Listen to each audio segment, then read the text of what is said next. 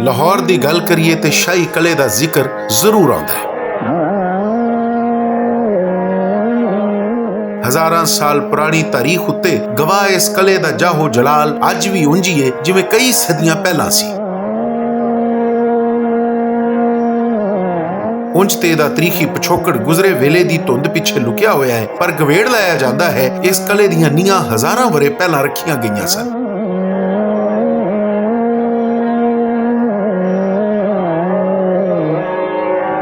शाही कले की मौजूदा शक्ल ते तामीर अकबर आजम की मरहूने मिन्नत है।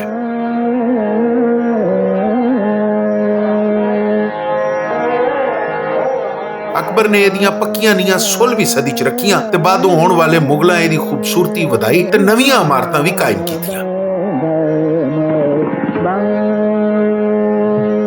लाहौर कले की लंबाई 466 मीटर ते चौड़ाई 370 मीटर है।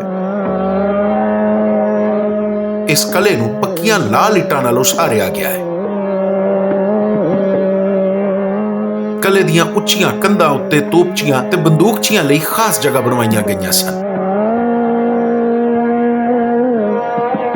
कले दियां बाहरी कंधां उत्ते पिच्चीकारी दा काम निहायत नफासत नाल कीता गया है। इत्थे बने नक्श तकीए ते इंज जापदा है जिवें इस कले नूं तहफ्फुज़ लई नहीं बल्कि फन ते हुनर नाल मुहब्बत दे इजहार लई बनाया गया है। कले दा सब तो वड्डा दाखली दरवाजा आलमगीरी है, जिहड़ा अपनी पूरी हैबत नाल खलोता नजर आउंदा है। जे तुसी मुहब्बतां लैके आए हो ते फिर ये जी आयां नूं आखदा आपे ही खुल जाएगा, नहीं तां तुसी जिन्ना मर्जी जोर ला लो, आलमगीरी बूहे दी मजबूती ते ताकत दे मूहरे तुहाडी कोई हैसियत नहीं।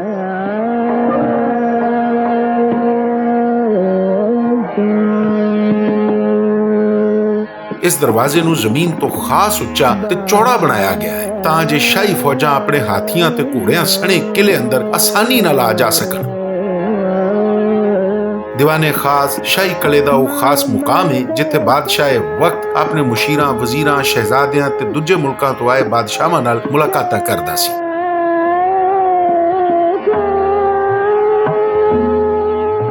इंजी एक दीवाने आम भी है जिथों एक झरोके राही बादशाह अपनी रियाया नूं दीदार कराउंदा सी।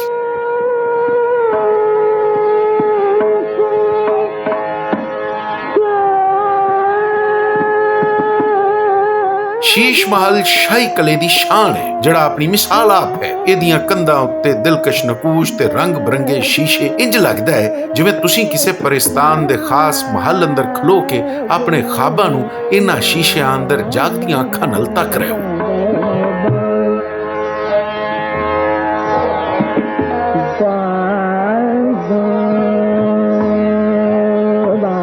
नेड़े ही मोती मस्जिद है, जिहड़ी शाही खानदान दियां जनानियां लई तमीर करवाई गई सी तां जे ओह बापर्दा नमाज अदा कर सकन।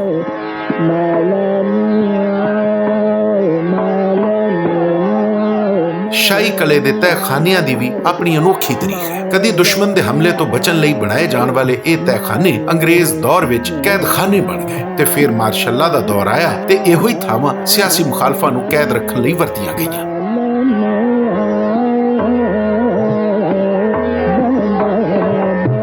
शाही कले दे अंदर मौजूद म्यूजियम भी तरीखी अहमियत दा हामिल है, जिथे मुख्तलिफ वेलियां ते बादशाहां नाल मंसूब शामां तरीखी सितम ज़रीफी उत्ते गवाही दे रही हैं।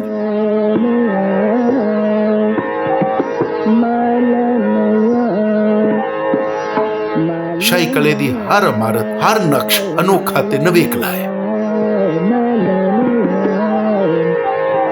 शाही कले दा इतिहास मुगलां दी अजमत ते जवाल दी कहानी सुणाउंदा अखीर अंग्रेज हुकूमत दे जुल्म वेखदा मार्शलाई ताकतां तिकर पड़दा है।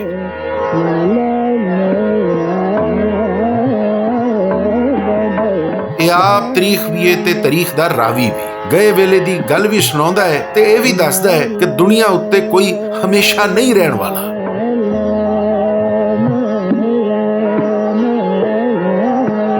हर शय फानी ते हर बादशाही मिट जाने वाली है।